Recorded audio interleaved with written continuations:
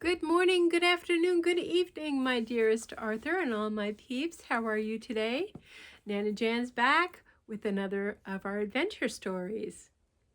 A very special new year, a story from India.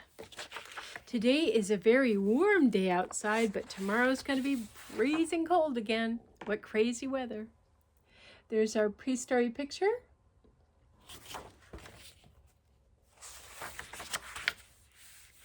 We're almost there, said Morty to Ferdie, studying his map.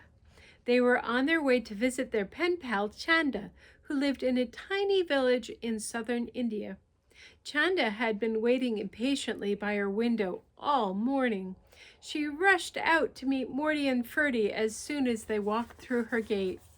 "Welcome," she cried. "I am so glad you're here. Where is your Uncle Mickey? I thought he was coming with you." "He'll be here in 2 days," replied Ferdie. "Good," exclaimed Chanda. "Then he will be here in time to join us for Diwali, the Festival of Lights. That's when we celebrate the new year."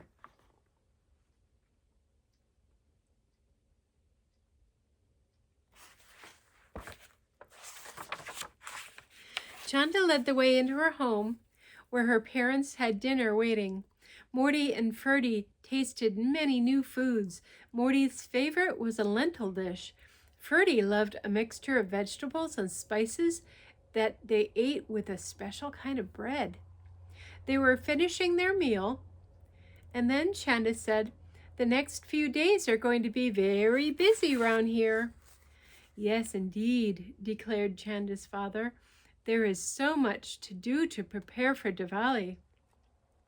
"Everything must be very clean," explained Chanda's mom, "or Lakshma, who brings good luck and prosperity, will not visit our home this year." "We can help," offered Morty and Ferdie.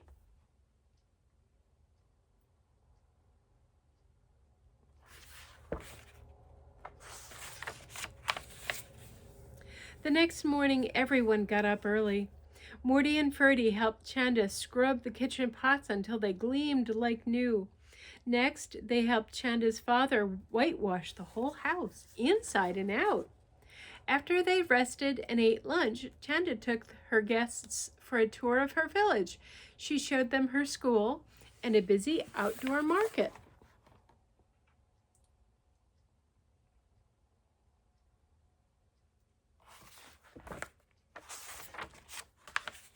As they approached the village well, they heard a loud shriek. "Oh no!" a woman yelled. "Can't you ever watch where you put those big feet of yours?" "Uh-oh," said Chanda. "It sounds like Ram is in trouble again. Let's hurry." Around the corner, they came face to face with a little elephant drinking from a puddle. A row of overturned water jugs lay at his feet. An elephant lumbered over to Chanda as soon as he saw her. "This is Ram," she said. "His mother died when he was a baby. Our village has adopted him." Ram nuzzled Chanda's cheek with his trunk. Chanda hugged him back. "He may be a little clumsy," said Chanda, smiling, "but he's a lot of fun."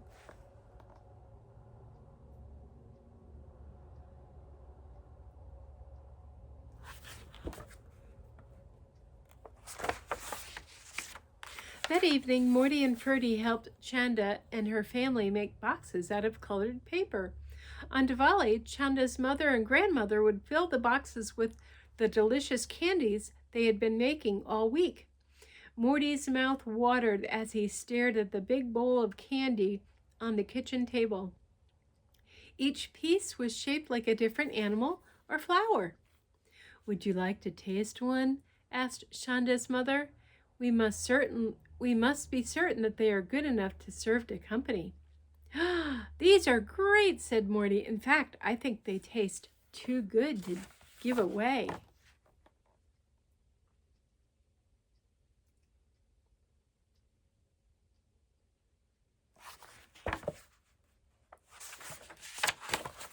Later, before they fell asleep, Chanda told Morty and Ferdie about her favorite Diwali custom. Tomorrow evening, she whispered, everyone will place golden oil lamps on their roofs and windowsills so that Lakshma will be able to find her way to every home. Will we be able to see her? Morty whispered back. No, replied Chanda. She visits only when everyone is sound asleep. But just wait until you see how beautiful the village will look as all of the lights flicker in the dark. Diwali is the prettiest holiday of all.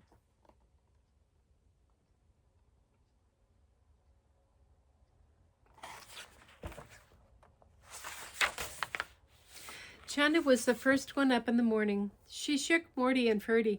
Wake up, she cried. I have something to show you. Morty and Ferdie followed Chanda into the living room. Be careful where you step, Chanda's mother said, pointing to the pretty pictures of birds and flowers that decorated the newly whitewashed floor. Mother drew these special holiday pictures, Chanda explained. Now we get to fill them in with colored rice powders. What fun it was to paint the living room floor with the colored powders. At the entrance, they filled in one last pattern as a sign of welcome to all who would visit them on Diwali.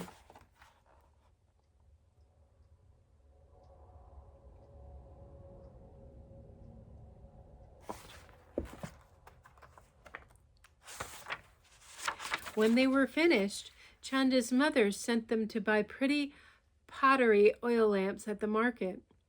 The market was bustling with activity. Everyone in the village was shopping for the holiday. Ram was there too, poking his trunk into places it didn't belong. Try to be careful this time, Chanda whispered in his ear. Would you mind leading Ram away from my stall? Asked a nervous-looking pottery maker. This is a bad place for such a clumsy animal. Morty and Ferdie hurried off with Chanda to find some rope to make a leash for Ram, but they weren't fast enough. They got back just in time to hear a terrible crash. Oh no, cried the potter as he stared at the piles of shattered oil lamps at his feet. Ram has ruined all the lamps for Diwali.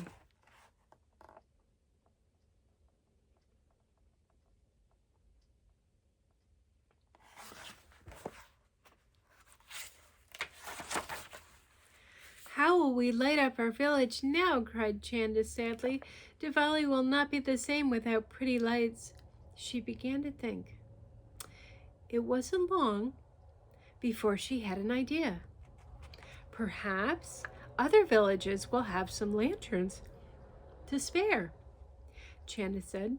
If we could collect a few lanterns from each one, then we will have enough to light up our village.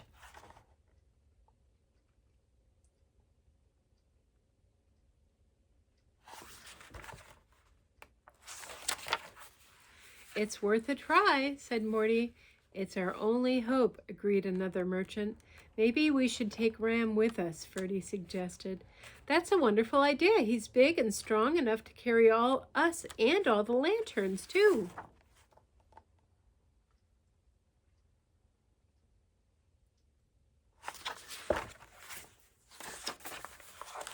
While Chanda ran home to ask her parents' permission to make the trip, the village merchants helped Morty and Ferdie get ready to leave.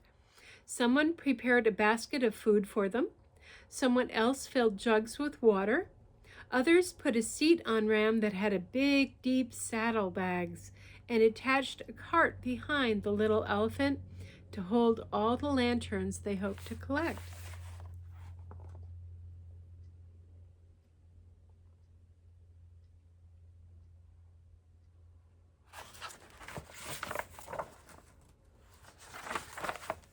Chanda returned with good news. We can go, she cried. We just have to be sure to be home before dark. She gently tapped 3 times on Ram's leg with a stick. That was his signal to drop down to his knees so the 3 friends could climb aboard. Everyone wished them luck as they started out on their journey. Ram seemed eager to make up for his mistakes. He carried Chanda, Morty, and Ferdie from village to village and knelt down each time so the neighboring villagers could fill the saddlebags and the cart with as many lanterns as they could spare.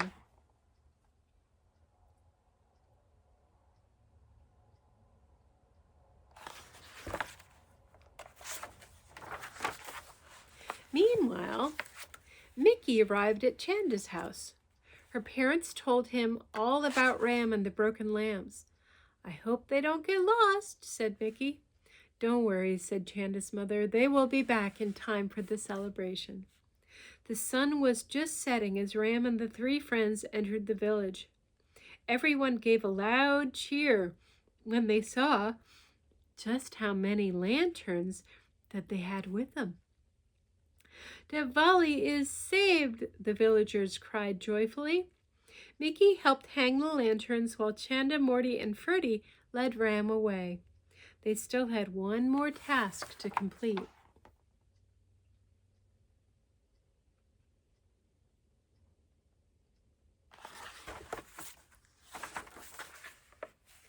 When the lanterns were lit, everyone came out to admire their beauty and parade through the streets. Leading the villagers was none other than Ram himself. Chanda and the boys had painted designs and decorations all over Ram. Everyone agreed that Ram made a fine hero. Morty and Ferdie's eyes shone almost as brightly as the twinkling lights that outlined Chanda's village. "You were right," they told her. "Diwali is the prettiest holiday of all." And if you look very closely, you can see the designs they painted on him. So, did you know southern India is a high, flat plain? It is filled with farmlands and forest and is separated from the rest of India by mountains. Two sports played in America originally came from India. Badminton is a racket game in which a feathered ball called a shuttlecock is hit across a net between two players. Polo was first played by Indian horsemen hitting a ball of leaves with a long stick. Brothers and sisters celebrate a yearly festival in India. Each sister ties a bracelet on her brother's wrist. The brother promises to protect his sister and help her whenever she needs him. Dancing in India is a popular way to tell stories. Every movement of the dancer's fingers, hands, and arms means something special. Through these gestures, the dancer tells exciting stories of romance and adventure.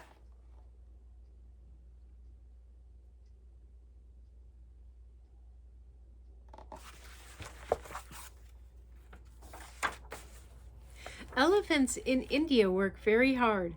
They are trained to carry people, goods, and just about anything else. Some elephants can even carry heavy logs with their trunks. Good job, Ram! The marketplace is often the busiest place in India, villages and cities. People come here to buy and sell food, rugs, clothes, toys, and all kinds of neat things. It's a good place to meet friends, too. Indian craftspeople are known for the many beautiful things they make by hand, including clothes, pottery, glass, and wood carvings. Indians often eat a lentil soup called dal. It is a popular dish in India and can be black, red, green, or yellow, depending on the kind of lentils that are used. Many Indian women wear colorful dresses called saris. A sari is a very long piece of cloth that is wrapped around the waist and draped over the shoulders or head.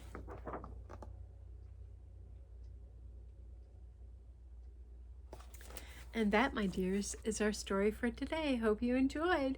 Don't forget to like the video. Love you all. Bye.